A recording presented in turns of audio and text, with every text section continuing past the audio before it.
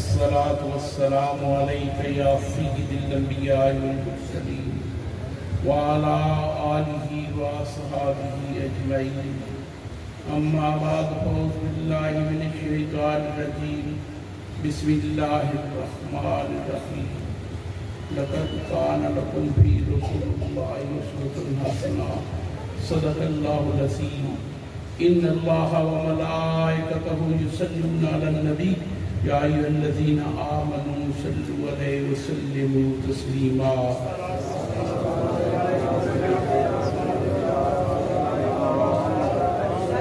السلام عليك يا نبي الله وعلى آلك وصحابك يا رحمة للعالمين. حاضرین محترم، آج کی تقریب میلاد کی تقریب ہے، ایصال ثواب کی تقریب ہے اور مقربین کی یاد کی تقریب ہے.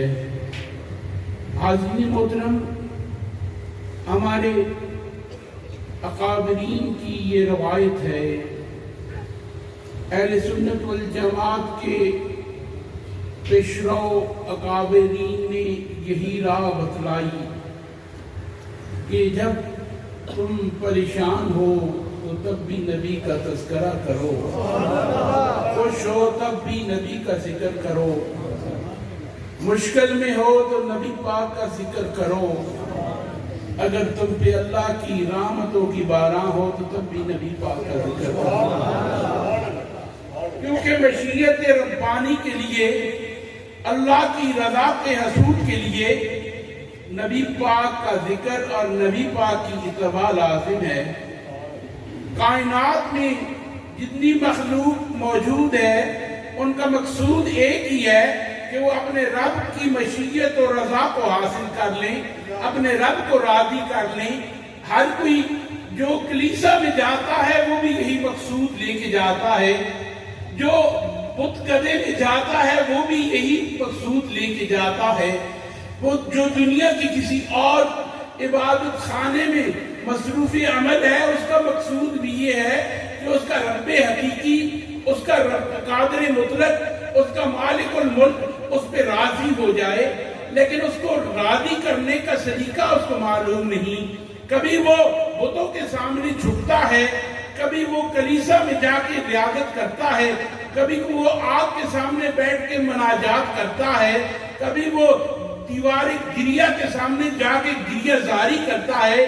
لیکن رب کائنات نے امت مسلمہ کو بتا دیا، رب کریم نے اپنا وہ نسخہ کیمیا کائنات میں جس کو مخفی رکھا ہوا تھا، جس کو ہمیشہ رب کریم نے مخفی رکھا، وہ اس امت مسلمہ کو بتا دیا کہ اے مومنو، اگر تم چاہتے ہو تمہارا رب تم پہ راضی ہو جائے تو اتباع رسول کرو. دوستان گرامی، رب کریم کی بارگاہ کی مشیت، رب کریم کی رضا اور رب کریم کی بارگاہ کی رسائی صرف ایک ہی طرح انسان کو حاصل ہو سکتی ہے. وہ کون سا ذریعہ ہے؟ وہ در مصطفیٰ ہے. میرے آقا کریم نبی پاک صاحب الاولاق کا وہ دروازہ ہے جس کی طرف جب تک بندہ جھکے نہیں، جب تک وہاں تک رسائی حاصل نہ کرے تو رب کائنات اس پہ کبھی راضی نہیں ہو سکتا. دوستان گرامی، اس کی واضح مثال ہے کہ شیطان رب کی عبادت بے انتہا کرتا تھا. اس نے اپنی ریاضت و عبادت میں وہ اپنی انتہا پہ پہنچا ہوا تھا. اس سے رب کریم نے حکم دیا کہ میرے اس بندے کو سجدہ کر، میرے اس بندے کے سامنے جھک جا. اس نے غرور کیا، اس نے بغاوت اختیار کی. اس نے کہا کہ میں آگ سے بنا ہوں، یہ مٹی سے بنا ہے، میں اعلیٰ ہوں، میری عبادت زیادہ ہے، میری ریاضت زیادہ ہے، میرے تیری بارگاہ کے سجدے زیادہ ہیں. رب کی بارگاہ کا روندہ درگاہ ہو گیا. رب کریم نے اپنی بارگاہ سے اس سے ہمیشہ کے لیے نکال دیا. تو یہ انسان رب کریم نے اسے پسند فرمایا کیونکہ یہ اس میں عجز بھی ہے، اس میں اخلاص بھی ہے. رب کریم نے اسے دنیا کائنات میں وہ مقام عطا فرمایا جو فرشتوں کو بھی نہ مل سکا۔ جب رب کریم نے اس آدم کو تخلیق فرمایا تو فرشتوں نے سوال کیا کہ ہم قدسی ہیں، ہم پاک ہیں، ہم تیری عبادت بھی کرتے ہیں، تیری ریاضت بھی کرتے ہیں، یہ تو خطا و نسیاں کا پتلا ہے، یہ دنیا میں فساد برپا کرے گا، یہ دنیا میں بے لڑائیاں کرے گا اور دنیا کو دار الفتن بنا دے گا، ہم تیری عبادت کرنے کے لیے کیا کافی نہیں؟ رب نے فرمایا جو میں جانتا ہوں تم نہیں جانتے، تمہیں اس بات کا علم نہیں ہے، کیونکہ پھر رب کریم نے انسانوں میں اپنا وہ نبی مبعوث فرمانا تھا اور اس انسان کو شرف اشرف المخلوق دیا گیا کہ یہ دنیا کی کائنات کی سب مخلوق سے اعلیٰ ہے، یہ مرتبے میں سب سے بلند تر ہے۔ پھر بلند تر کیوں ہے؟ کیونکہ اس میں نبی آخر الزمان کو رب کریم نے اس صورت میں مبعوث فرمانا تھا۔ دوستان گرامی، پھر یہ انسان اس مقام پہ پہنچا، اس مرتبے پہ پہنچا کہ اس کے سامنے کائنات کی ہر چیز کو رب کائنات نے مسخر فرما دیا۔ رب کریم نے کائنات ارضی کی ہر چیز اس کے آگے مسخر فرما دی۔ یہ انسان جب اپنے مقصود کے لیے اپنی راہ پہ چلا تو رب کریم نے اس میں کبھی میرے آقا کریم نبی پاک سید کونین مدنی تاجدار کی وہ شخصیت کائنات میں مبعوث فرمائی جو دنیا کائنات کے لیے فخر کائنات ہے۔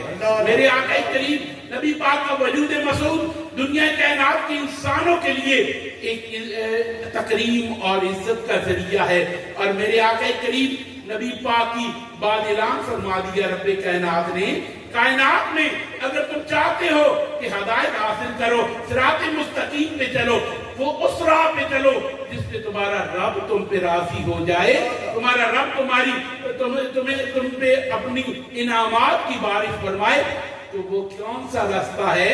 وہ محبوب کائنات سید کونین مدنی تاجدار کا راستہ ہے۔ دوستان گرامی، کیا رب کے نبی سید کونین مدنی تاجدار کی اتباع رب کی مشیت کا ذریعہ ہے؟ ہم نے دیکھا کہ میرے آقا کریم نبی پاک صاحب الاولاق مدنی تاجدار مدینہ طیبہ میں موجود ہیں، نماز کا وقت ہوا، اذان ہوئی، اقامت ہوئی، میرے نبی پاک امامت فرما رہے ہیں، امامت کے دوران نبی رحمت سید کونین کے دل میں خیال آیا کہ میرا قبلہ تو وہ ہونا چاہیے جو میرے جد امجد حضرت ابراہیم خلیل اللہ نے بنایا۔ یہ سوچنا تھا، آسمان کی طرف نگاہ اٹھانی تھی، ادھر رب کریم کی طرف سے وحی الہی آئی، جبریل امین آئے کہ اے محبوب تمہارا رب تمہیں سلام کہتا ہے اور فرماتا ہے سونیا تو جس نو چاہے اس نو قبلہ بنا لے، میں اسی کو منظور کر لواں گا۔ وہ کیسے ہوا؟ میرے آقا کریم نبی پاک نے مسجد میں ہی نماز کے دوران ہی اپنا رخ ادھر سے موڑا، ادھر اگر کسی نے زیارت کی مسجد ذو قبلہ تعین کی تو اسے پتا چلے گا کہ قبلہ ادھر تھا، آپ نے رخ موڑا دوسری طرف کر لیا، اپوزٹ سائڈ میں کر لیا۔ میرے آقا کے صحابہ موجود تھے، ان کی کثیر تعداد تھی، کچھ نے سوچا کہ نبی پاک سے پوچھیں گے اور پھر اپنا رخ موڑیں گے، کچھ نے کہا کہ جدھر رخ یار دا ادھر ہی ساڈا۔ انہوں نے پوچھنا بھی مناسب نہ سمجھا، انہوں نے اپنا رخ نبی پاک صاحب الاولاق کے رخ موڑتے ہی موڑ لیا۔ رب دیکھ رہا تھا، ادائیں دیکھ رہا تھا، رب اپنے بندوں کی ادائیں دیکھ رہا تھا۔ نماز مکمل ہوئی، سلام پھیرا گیا، میرے آقا کریم کی بارگاہ میں دوبارہ جبریل امین آئے اور سلام عرض کیا۔ سلام عرض کرنے کے بعد ساتھ ہی رب کا پیغام سنایا کہ اے محبوب، اے سونیا، رب کہتا ہے میں نے تیرے پیچھے رخ موڑن والے دی اداواں بڑیاں پسند آئیاں ہیں، میں نے تواڈے پیچھے رخ موڑن والے دیاں اداواں بڑیاں چنگیاں لگیاں نے، اس واسطے میں انہاں نوں انعام دینا چاہتا ہوں۔ بندہ دے گا تو اپنی اوقات کے مطابق دے گا، قادر مطلق دے تو چاہے کائنات میں جو مرضی دے دے، اس لیے رب نے وہ انعام دیا جو ساری زندگی نیکیوں کے بعد بھی انسان کو معلوم نہیں کہ اس کو ملے یا نہ ملے۔ نبی کریم نے فرمایا کہ سونیا اپنے انہاں بندیاں نو انہاں عشرہ مبشرہ نو انہاں 10 صحابہ نو سنا دیو کہ ہن تسی تواڈے اوتے رب کریم نے مہر لا دتی ہے. اج دا عمل رب کریم نو اتنا پسند آیا ہے کہ رب کریم نے یہ حکم فرما دیتا ہے کہ یہ زندگی نیکی کرن نہ کرن انہاں دے واسطے جنت دا ٹکٹ پکا ہو گیا ہے. یہ کیا تھا؟ یہ رواج تھا. یہ میرے آقا کریم نبی پاک صلی اللہ بدری تاجدار کی بارگاہ میں آپ کی اتباع کا وہ خوبصورت تحفہ تھا جو رب کریم نے اپنے ان صحابہ کو دے کے ان کو کائنات میں ان جنتی ہونے کا ٹکٹ دے دیا. دوستان گرامی، اس سے معلوم ہوا کہ رضائے مصطفی، رضائے میرے آقا کریم نبی پاک کی مشیت کو حاصل کرنا اور آقا کی اتباع کرنا اللہ کی رضا کو حاصل کرنے کا اصل ذریعہ ہے. دوستان گرامی، اتباع کیسے کی جاتی ہے؟ ہم میں سے کچھ لوگ صرف اور صرف محدود حد تک اتباع کو ہی اتباع سمجھتے ہیں. میرے آقا کریم نبی پاک رول ماڈل ہیں. کائنات کے ہر انسان کے لیے میرے آقا کریم خوبصورت نمونہ ہے. میرے آقا کی زندگی کا ایک ایک لمحہ، ایک ایک زندگی کا ایک ایک پہلو کائنات کے انسانوں کے لیے اتباع کا ایک خوبصورت مواقع مہیا کرتا ہے. میرے آقا کریم نبی پاک صلی اللہ کی اعلی زندگی، میرے آقا کریم کا حسن سلوک، میرے آقا کا حسن برتاؤ، میرے آقا کریم نبی پاک کی اپنے رفقا اور اپنے صحابہ سے پیار، میرے آقا کریم کا پڑوسیوں کے ساتھ تعلق، میرے آقا کریم کا دشمنوں کے ساتھ برتاؤ، میرے آقا کا کائنات کے انسانوں اور جانوروں کے ساتھ رویہ، یہ سب میرے آقا کریم نبی پاک سید کونین کی زندگی کا حصہ ہے. یا حاضرین محترم، میرے آقا کریم نبی پاک سید کونین کی اتباع میں کچھ لوگ زلفے رکھ کے بڑی سی پگ تو باندھ دیتے ہیں، لیکن انہیں نہیں پتا کہ میرے آقا کریم نبی پاک گھر والوں سے کیسے شفقت فرماتے تھے. انہیں معلوم نہیں کہ میرے آقا جب گلیوں میں چلتے تھے تو وہ بچے جو مساکین و غریب ہوتے، میرے آقا کریم نبی پاک ان کی سروں پہ شفقت کا ہاتھ کیسے پھیرتے تھے. میرے آقا کریم نبی پاک صلی اللہ جب کوئی یتیم بچہ مل جاتا تو اس کی کیسے دستگیری فرماتے تھے. میرے آقا کریم مجنون اور بے نوا لوگوں کو کیسے اپنی شفقت سے نوازتے تھے. میرے آقا کریم ایک دن اپنے گھر سے روانہ ہوئے. آپ نے عید کی نماز پڑھنی تھی. رستے میں ایک بچہ رو رہا تھا. میرے آقا کریم سید کونین اس کے قریب آ کے رک گئے. میرے آقا کریم نے پوچھا، بیٹا کیوں رو رہے ہو؟ کہا میرے پاس کپڑے نہیں ہیں، میرا باپ شہید ہو چکا ہے، میرے پاس کھانے کے لیے بھی اچھے کھانے نہیں ہیں. آج لوگوں کے بچے اچھے کھانے کھا رہے ہیں لیکن میرے پاس کھانا بھی نہیں ہے اور کپڑے بھی نہیں ہیں. میرے آقا نے شفقت کا ہاتھ سر پہ رکھا اور اس بچے کو گھر لے کے تشریف لے آئے. آپ نے حضرت عائشہ صدیقہ سے فرمایا کہ اس کے لیے اچھے کپڑوں کا بندوبست کیا جائے. اس کو کپڑے دیے گئے، اس کے بعد کھانا بھی دیا گیا.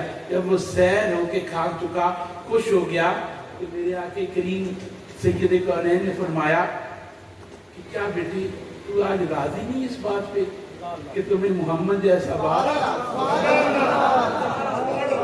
تجھے محمد جیسا باپ اور عائشہ جیسی ماں مل گئی ہے. دوستان گرامی، یہ تھا میرے آقا کریم نبی پاک سید کونین کا یتیموں کے ساتھ تعلق. یہ تھا میرے آقا کریم نبی پاک سید کونین کی شفقت.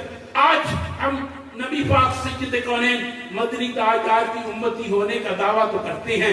آج ہم اپنی دنیا میں نعرے تو لگاتے ہیں لیکن یاد رکھو جب تک ہم کردار میں نبی پاک سید کونین مدنی تاجدار کی اتباع نہیں کریں گے اس وقت تک ہم اپنے بغض اور اپنے حسد اپنے دلوں میں بسائے رکھیں گے. اس وقت تک ہم کبھی کامل اور مکمل مسلمان نہیں ہو سکتے. یاد رکھو انسان اعلیٰ انسان ہونے کے لیے ضروری ہے کہ اپنے ظاہر کے ساتھ ساتھ باطن کو بھی بدلا جائے، اپنے تن کے ساتھ ساتھ من کو بھی بدلا جائے. اپنے اندر کا کفر ختم کرو اور حسد و بغض و عناد کی آگے ختم کر کے اپنے بھائیوں کے ساتھ اچھا سلوک کرو. اپنے دلوں میں وہ بغض اور عناد اس کو ترک کر دو جو تمہارے دلوں میں بس رہا ہے. ہم دیکھتے ہیں اب مساجد میں بھی دوست لوگ ایک صف میں کھڑے ہو کے نماز پڑھتے ہیں لیکن ایک دوسرے سے سلام کرنے سے ملنے سے آ رہی ہیں. لوگ ایک دوسرے کے ساتھ حسد اور بغض رکھتے ہیں, ایک گلی میں رہتے ہیں لیکن ایک دوسرے کو سلام کرنے سے وہ کتراتے ہیں. کیوں؟ کیونکہ ان کے اندر کا بغض اور اناج انتہا کو پہنچا ہوا ہے. یاد رکھو میرے آقا کریم نے فرمایا جب دو مومنوں کے درمیان لڑائی ہو جائے اور ان کے اندر 3 دن تک گفتگو نہ ہو تو ان کا ایمان خطرے میں چلا جاتا ہے. دوستان گرامی یاد رکھو اور اپنا محاسبہ کرو کہ تمہارے اندر کتنے ایسے بھائی ہیں جو اپنے بھائیوں سے نہیں بولتے. آج اللہ کے لیے, اللہ کے رسول کی خوشنودی کے لیے جاؤ اور جا کے اپنے بھائی کو سلام کرو. اپنے والدین کے ساتھ جو ناراض ہیں ان کو جا کے ملو اور انہیں کہو کہ اماں ہمیں اپنے رب کے لیے اور اپنے رب کے رسول کے حکم کے لیے معاف کر دے. تو دوستان گرامی دیکھنا تمہارا یہی معاشرہ اور تمہاری یہ گھر جنت بن جائیں گے. اللہ پاک ہمیں صالح اور بہترین انسان بنائے اور ہمارے دنیا کے اعمال کو صالح کر دے. حاضرین محترم, آج ایثار ثواب کی محفل ہے.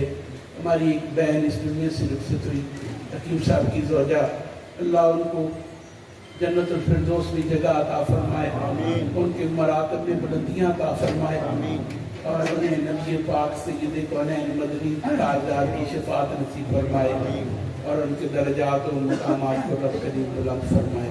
وآخر دعوانا الحمدللہ رب العالمین.